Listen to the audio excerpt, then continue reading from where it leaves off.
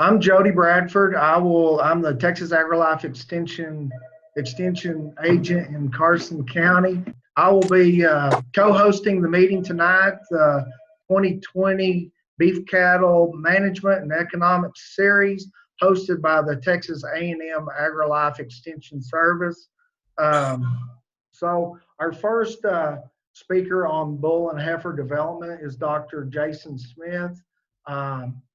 Jason is a native of Northern Virginia. He received his BS with a focus in beef cattle management and Master's of Science with a focus in ruminant nutrition and feed manufacturing from West Virginia University. He also received his Ph.D. in beef cattle nutrition from Virginia Tech.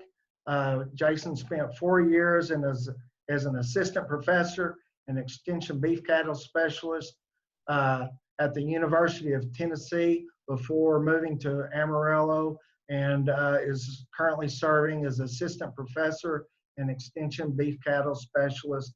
And we're excited to have him in the Amarillo area, and I will turn it over to Jason at this time.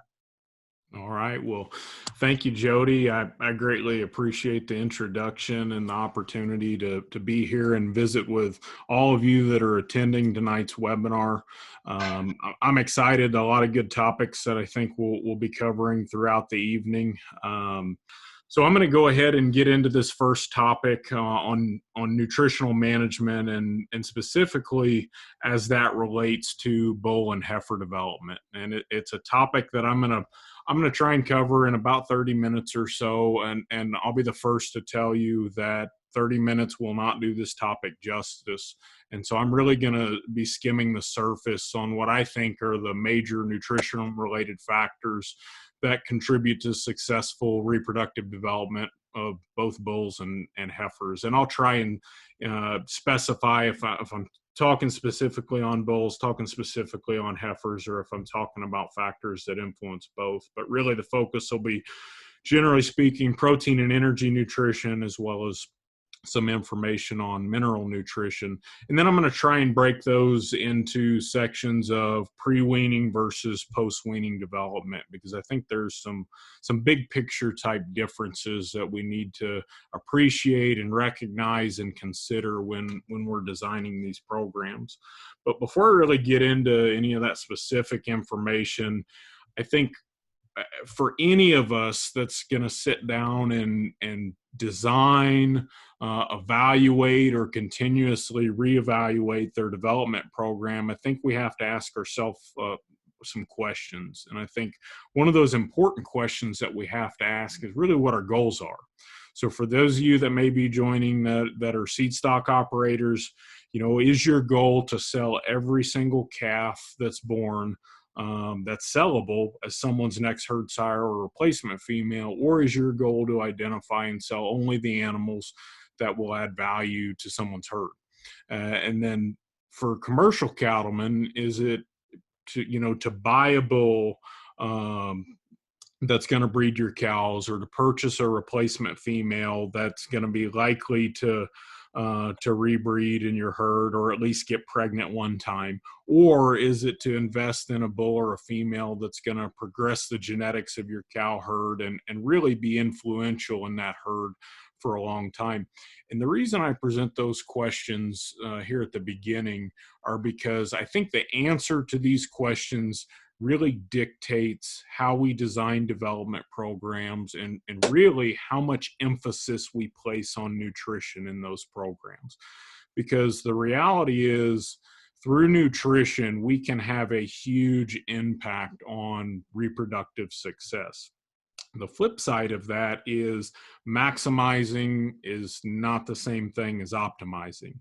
And there is a lot to be said for making genetic selection and making selection progress towards reproductive development. And if we are designing programs that have a high likelihood of getting almost every female pregnant, or getting almost every bull to pass its BSE, we're not really putting genetic selection pressure on those animals, because we've modified the environment so much to give them every single chance to be successful. So a little bit of that nature versus nurture argument. And, you know, I'll admit I'm a nutritionist and I have a passion for feeding cattle, but as it comes down to the economics of managing a cow herd, managing a seed stock operation, I think those are important things that we absolutely have to consider. Probably the most important thing that I can tell you, if I were to summarize everything in this presentation in one slide, I really think it's this slide, at least in terms of the most impactful information, in that we need to recognize that metabolic hormones are key to these developmental events that are necessary to essentially develop successful breeders. Okay, so metabolic hormones are going to be the major drivers of those processes that promote fertility. You know, if we think specifically in terms of sexual development, you know, if we manage cattle appropriately from a nutritional standpoint, from a health standpoint, more often than not, so for the majority of those animals, we're going to achieve successful functional development of the gonads, and really those are going to be the powerhouses for this whole reproductive process. But as it pertains to both bulls and heifers specifically, you know, the major outcome, at least in my mind, or metric of a successful development program, or how successful that program is really the age at which those animals attain puberty. That is going to be the major factor that influences how fertile that bull is potentially going to be at any given period in time. So, or, you know, his indicators of fertility, so how he performs on a breeding soundness exam at a young age, or a heifer, you know, how likely she is going to be to get pregnant, not only during her first breeding season, but hopefully at the beginning of that first breeding season, but not just stop there. How long is she going to continue to get pregnant year in and year out? And therefore, you know, how much longevity is she going to have in the herd? Okay, so these hormones are really going to be heavily influenced by plain and nutrition and the nutritional status of that animal.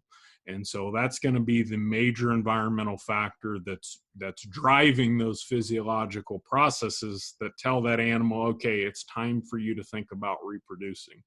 And we know we can do a lot of things to manipulate that, even if our forage base maybe will not support it at the level that we want or need it to. And I just use these two examples of cereal grains and ionophores because we know both of those have the ability to stimulate this cascade of hormonal events. So cereal grains, you know, I'm thinking corn, wheat or barley, so are starchy grains, but our ionophores, so things like Rumensin or Bovatec or maybe even GainPro products along those lines.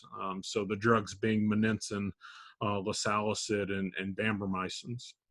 But I want to take a little bit and talk on the pre-weaning side, specifically as it relates to bulls, because we know that pre-weaning protein and energy restriction is going to do some of those things that I just mentioned. You know, we're going to delay the attainment of puberty, but it's also going to inhibit scrotal growth and development.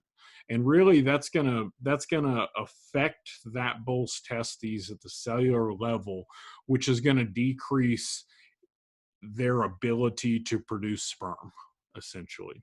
Okay, and this is something that I think Bruce and potentially Tom will each maybe talk about in a little more detail, but simply stated, mass matters. So size matters when it comes down to the bull's testicles, and so we can substantially influence that through development. We can influence it positively and we can influence it negatively. So from a restriction standpoint, that's generally going to have a negative influence. And I think one of the other things that's very important that I point out right now is that if we think about a pre-weaning, so that bull calf is still running with and nursing on his dam, those effects, we cannot completely reverse them later on in life. Okay, so we often think about, in terms of developing bulls, the emphasis and focus is on that post-weaning growth, development, performance testing period. But the reality is that we can actually have more impact on that bull's fertility based on how he is managed nutritionally before he is weaned. Okay, and so we can't expect post-weaning management to be a complete savior if the damage was done, so to speak, before that animal was weaned. Now, as it relates to both heifers and bulls, in most situations, from a cow-calf standpoint, we are managing cattle in a forage-based environment. The forages are the foundation of that program. We generally want to believe that the dam is going to be able to meet the pre-weaning nutrient requirements of calves. And the same is true for heifers. The reality is that's rarely going to be the case for our first calf heifers, particularly in situations where those heifers are being managed with the remainder of the mature cow herd.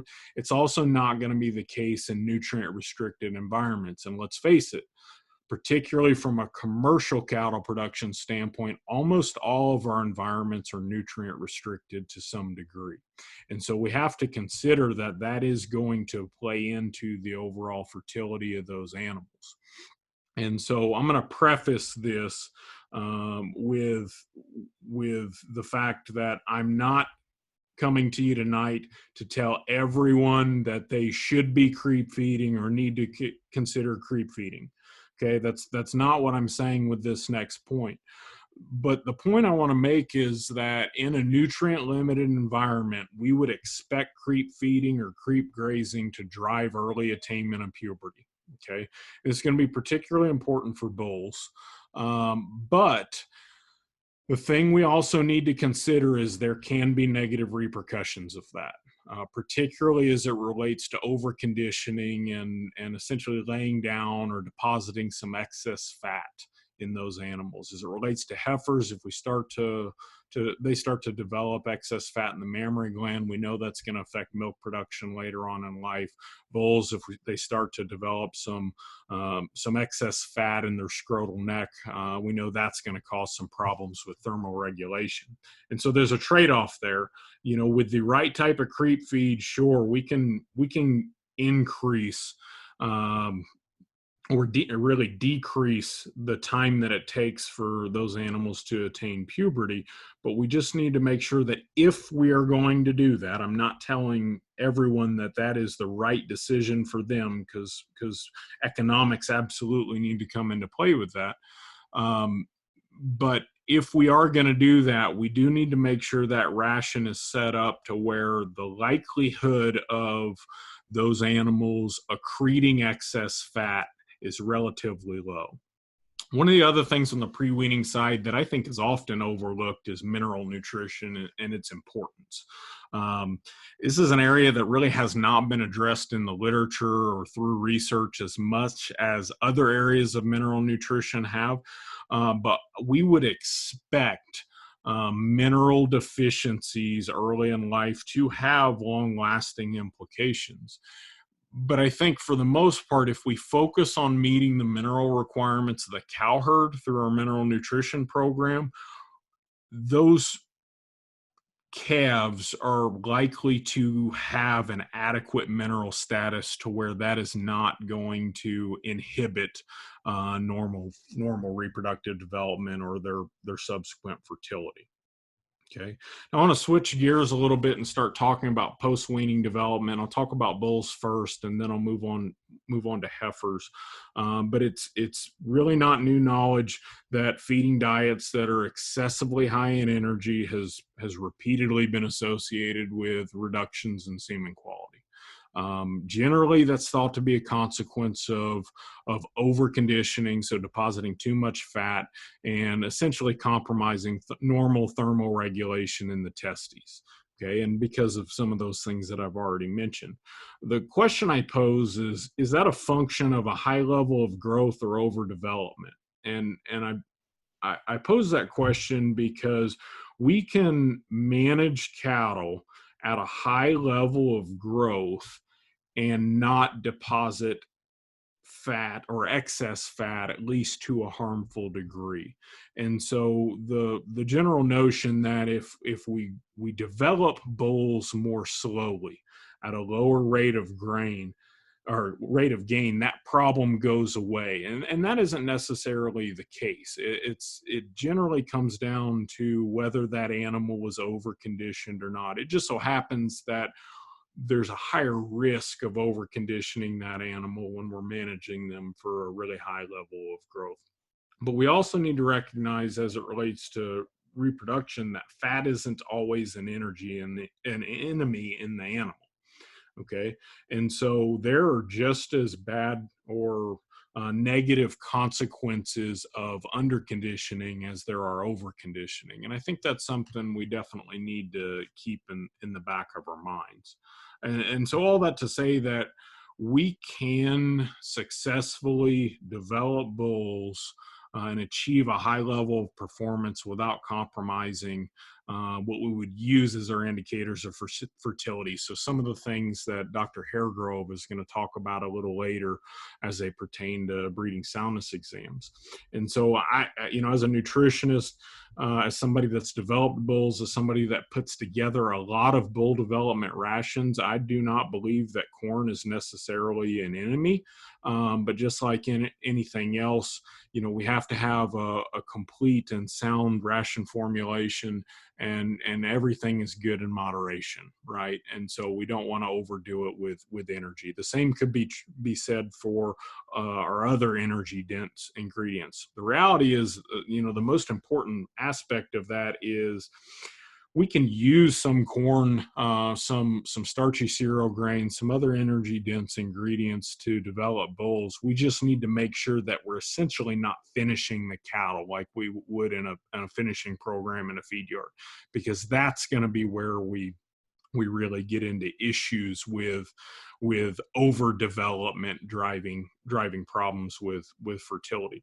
The other thing we need to recognize that if we are developing bulls to achieve that high level of performance, which oftentimes we might do that in a performance testing type program or situation, we cannot expect them to transition from the feed yard to a pasture or range conditions overnight. Okay, this is something that takes time, and often it takes a lot more time than we want to give it credit. And so for those of you that may be seed stock operators and developing bulls, I think it's a best practice for us to make sure that those bulls are ready to go to work when they leave the operation. The flip side of that, from a commercial cattleman side, I think we need to make sure those bulls are ready to go to work when they come to our operation, unless we are prepared and willing to take the steps necessary to condition them, get them transitioned, get them to relearn how to graze before we kick them out on the range with a number of females. There's been a lot of concern raised recently about feeding management strategies and really how that plays into breeding soundness exam results. And there was a project, it was actually conducted, I believe, in Santa Gertrudis bulls in Australia. It was published in 2016, where they showed that if they, in an experimentally induced setting, if they were able to achieve acidosis, then they were able to inflict some change in semen quality. And really what happened was they were able to make bulls acidotic, and that resulted in some slight increases in morphological defects in sperm. And those were fairly long lasting, but they also induce some other issues that are not all completely consistent with just acidosis. Some of these things are more consistent with stress. And so one of the questions that we had was really, was this reduction in semen quality a function of acidosis, or was it a function of a very physiologically stressful event? And so while I was at the University of Tennessee, we conducted an experiment with using Angus bulls. We were able to partner with Deer Valley Farms to do this project, but we wanted to answer that question in a real world environment. So instead of experimentally inducing it, we used rations and feeding management to induce some state of ruminal acidosis in bulls throughout a normal development period to really try to answer that question is that a real thing in the real world? And so we started developing bulls at about 10 months of age on 1 to 2 rations. I'll show you those rations here in just a minute. And then we collected semen at 21-day intervals throughout that 84-day development phase. And so bulls were on either one of 2 rations. One ration was the TMR, a total mixed ration. I think this ration contains somewhere in the vicinity of 25% corn, or a component-based ration where bulls were offered free choice access to a concentrate-based pellet and overly mature cereal rye hay. Okay, and these diets were designed so that the bulls would consume essentially the same amount of energy, the same amount of protein, the same amount of minerals and vitamins. So really, we were trying to keep nutrition the same, but change the rumen environment, rumen conditions to see if that was enough to drive a problem. And so these 2 lines show the average rumen pH throughout any given day for bulls on these 2 various rations. And so all of this is just to show that we were successful at inducing some state of acidosis in these component fed bulls, and rumen pH was consistently lower in those bulls than it was the bulls fed that total mixed ration. But what we found was, even in doing that, even in creating those changes in the rumen environment and inducing acidosis, we really did not influence semen quality. The only thing we changed was the volume of the semen collections, where interestingly, there was a greater volume of semen that was collected from bulls that were essentially more acidotic. So those bulls on the component ration than what was on the TMR, but that semen was essentially more dilute. And so we collected the same number of total sperm from the bulls. So we didn't change the total number of sperm in a collection, and we did not change the number of morphologically normal or abnormal sperm in that collection. Okay, and these are listed in billion sperm per collection. Okay, so that really answered our question at least one time in that situation of, well, we're really not seeing this in a real world environment. And so some of the concern that acidosis contributes to semen quality issues, at least acidosis at a level that is not clinical, we really didn't see any problems. But I want you to take a moment and look through this next graph, because what I've done is I've plotted each of those semen collections. Okay, so we had 48 bulls times 5 total semen collections. So we've got just shy of 250 total semen collections. And the circles are going to be total number of sperm per collection. The the diamonds are going to be the number of normal sperm cells per collection, and the X's are going to be the number of abnormal. And the reason I'm showing this to you, and the point I want to make with it, is that there's a fairly consistent increase. So there was a linear increase in essentially sperm production in those bulls over time. So as the bulls got older, they produced more sperm. And the other thing I want to point out is the difference in the amount of normal sperm produced versus the number of morphologically abnormal sperm that were produced over time. And so all this to say that as they got older, proportionally speaking, the amount of abnormal sperm that they were producing went down, while the number of normal sperm that they were producing went up. And so these numbers translated would be for every day of age increase, total sperm production increased by approximately 16 million sperm cells. Normal was 13 million, and abnormal was 4 million. Okay, and so as these bulls get older, we expect them to start producing more normal cells and fewer abnormal cells as a proportion of the total number of sperm cells. And so all this to say that as bulls get older, we would expect them to be more likely to have higher fertility and pass a breeding soundness exam, particularly as it pertains to the morphology components that Dr. Haregrove is going to talk about in a little more detail. Now, the last point I want to make about this experiment was that we also quantified changes in hoof conformation. And really, throughout that 84-day development period, we saw no effect of those different diets. So we saw no effect of acidosis or those rumen conditions on hoof angle or claw set. Okay, so that told us that at least during that development period, we were not changing hoof conformation. Okay, so in the short term, we didn't change it. But 4 months down the road, what we found was that about 20% of the bulls that were fed that component ration, so the bulls that were more likely to be acidotic, they had to be culled because of hoof conformation issues. And so what we found was that acidosis may not be affecting hoof conformation short term during the development period, but we see the repercussions of that later on down the road. So I would encourage you, if you are having, an excessive issues with hoof conformation issues in bulls that you're selling or in bulls that you're buying, this is one of the areas where we maybe need to consider addressing how those bulls are developed.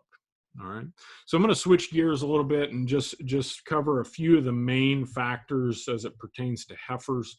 And I think we need to recognize that heifer development is a little different than bull development in that we appear to have the ability to make up more lost time, so to speak, with post-weaning management on heifers than what we do for bulls. Okay, and so bulls, we can only make a limited amount of change during that post-weaning phase, but heifers, we have a much greater ability to. And I think a lot of this comes down to the difference in the role that testicular mass plays in that bull's potential fertility.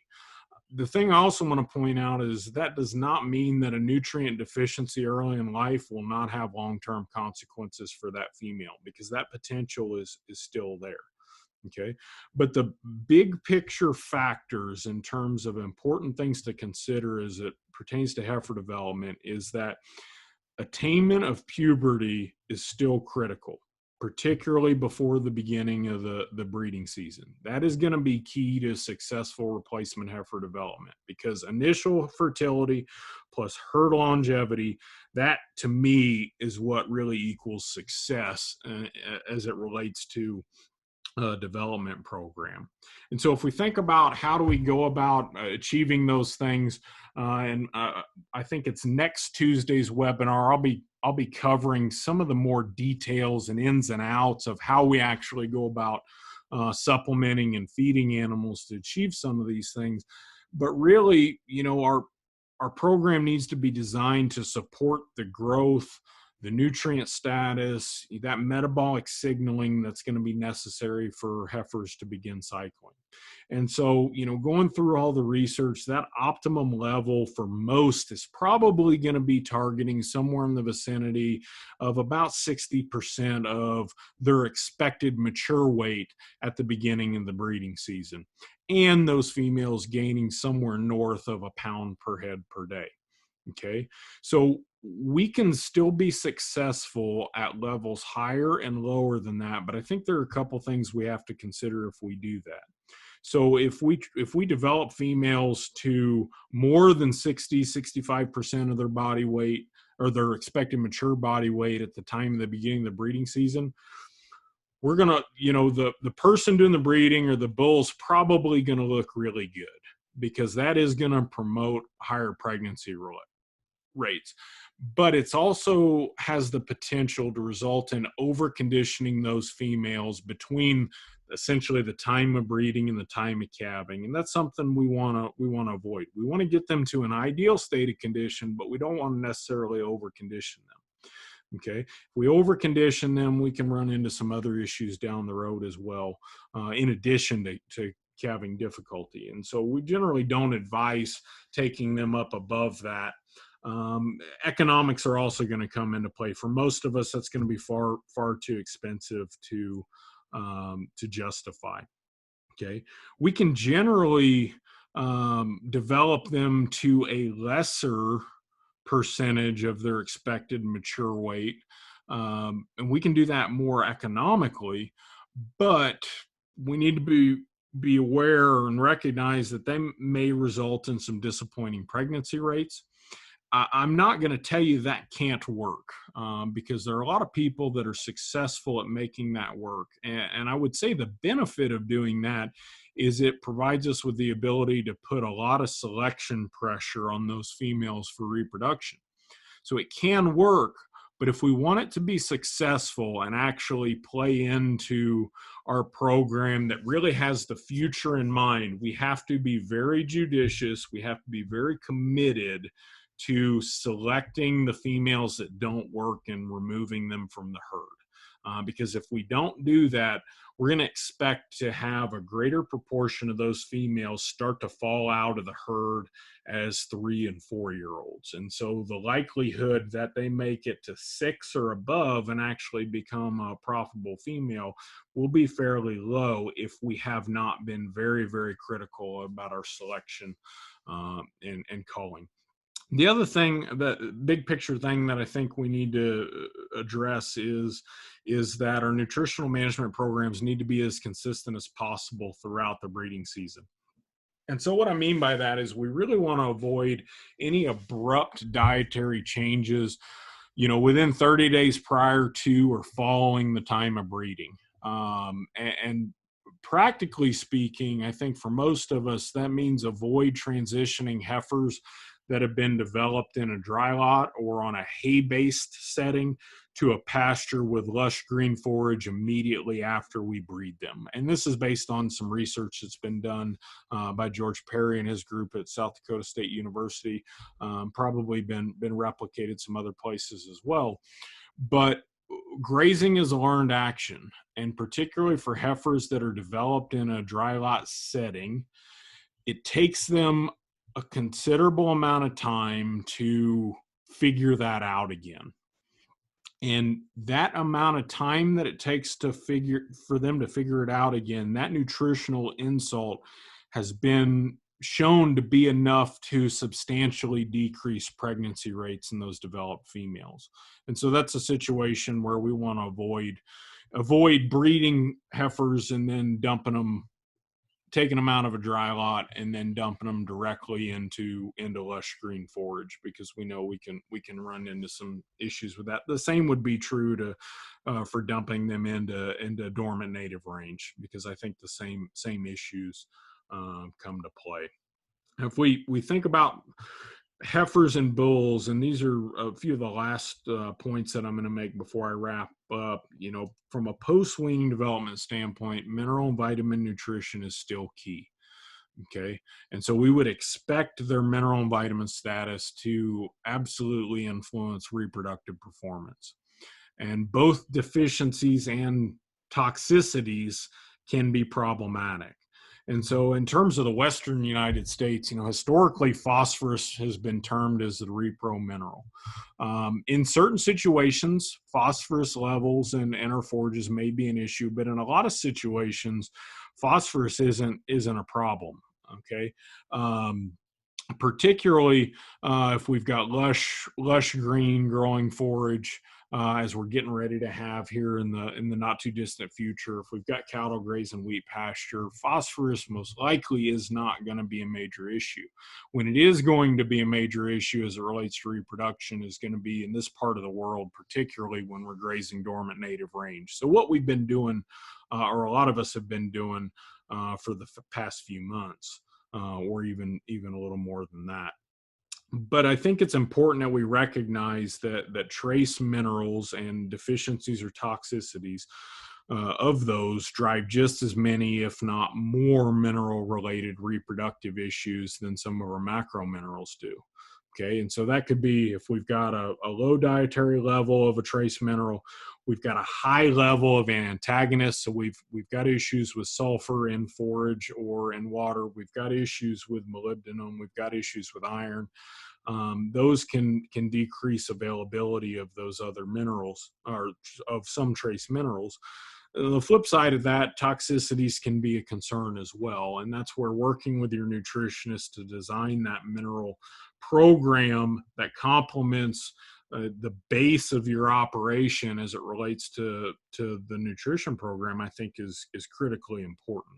I think we also need to recognize that trace mineralized salt is not a complete mineral supplement. It's essentially a salt supplement and not much more than that. The levels of trace minerals in the majority of trace mineralized salt products is not hardly enough to even bother putting on the tag. It's so low, and it's certainly not enough to impact cattle in a grazing type environment. And so generally speaking, as I mentioned, I think it's a best practice for us to work with our nutritionists and identify what that mineral program needs to look like. But in most situations, we probably need to make sure that we're either formulating a diet or our mineral supplement is formulated so that the level of minerals that it's going to provide will at least meet, but preferably slightly exceed what we've established as the nutrient requirements or mineral element requirements for those animals. And we know that trace mineral form comes into play. It might influence age at puberty. It might have some influence on factors that would affect likelihood of a bull passing a breeding soundness exam in certain situations. We just also need to recognize that not all of the complex or organic or chelated forms of trace minerals are the same thing. And so if that's something you're interested in, we can absolutely talk about it more, but I encourage you to visit with your nutritionist about those. And in a lot of situations, they may not pencil out to feed year round, but they could be a component of a reproductive type mineral program. And the last point on mineral nutrition that I want to make is that we should not expect to be able to adequately manage trace mineral nutrition through a needle. And what I mean by that is that injectable trace mineral sources should not be considered to be a replacement for a sound and solid mineral nutrition program. And we know from the data that's been published, there really has not been shown to be any benefit of injectable trace minerals unless those cattle are indeed mineral deficient. Okay, and so there are some situations in correcting from a short-term standpoint where we might be able to use those products, or maybe in some high-risk type cattle. But generally speaking, as a portion of a reproductive program, if our mineral nutrition program is sound, we wouldn't expect them to provide any benefit. And I think we also need to be cautious when we're using those kind of products, particularly with young animals, and particularly with poor conditioned, unthrifty, or immunocompromised animals, because we do know in certain situations that overdosing of those animals, even when accidental, has been problematic. And so to wrap up, if I were going to leave you with a sticky note to slap against the refrigerator, I think these are the things that would be on it. There are a number of ways that we can use nutrition to manipulate reproductive development. I've really skimmed the surface and talked about some of the big picture things, and we can talk about any of this in more detail with anyone that wants to. But I think we need to recognize on the bull side of the equation, our greatest opportunity to influence change in reproductive development is going to be pre-weaning. Okay. It's not going to be post-weaning. It doesn't mean that how we develop them later in life isn't important. It just means that we can have the greatest amount of change or inflict the greatest amount of change pre-weaning. And that's been backed up time and time again in the research.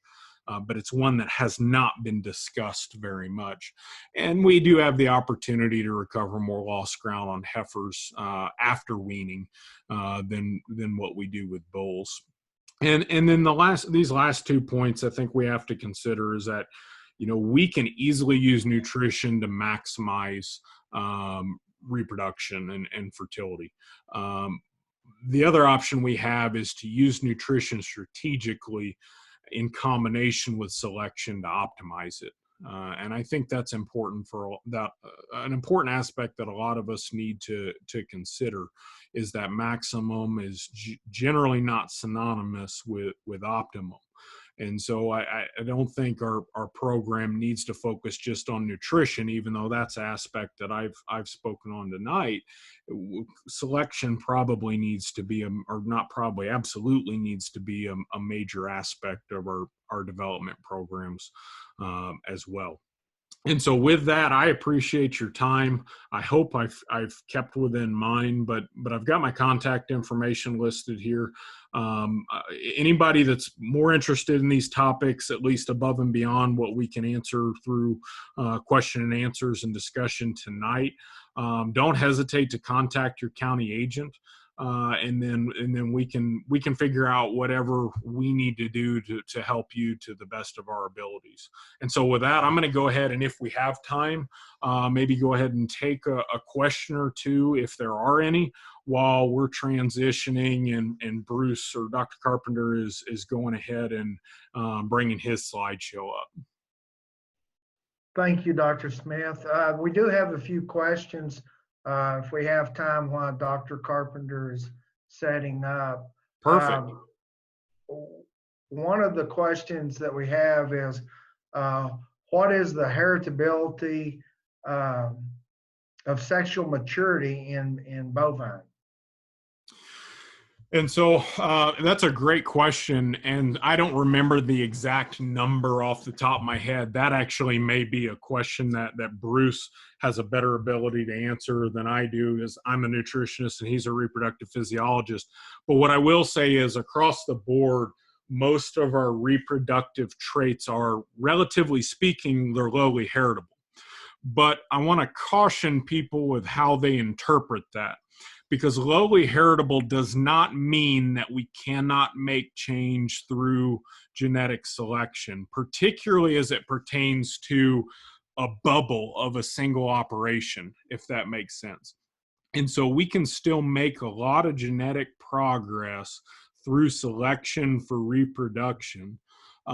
It's just that if we have an oops with nutrition, there's a greater chance for that to inflict change on a year-to-year basis, if that makes sense. So I'm not certain that I completely answered the question just because I don't have the number off the top of my head, and Bruce may want to weigh in if he's familiar with those numbers. Yeah, it's a moderately heritable trait from what we know, especially scrotal circumference is.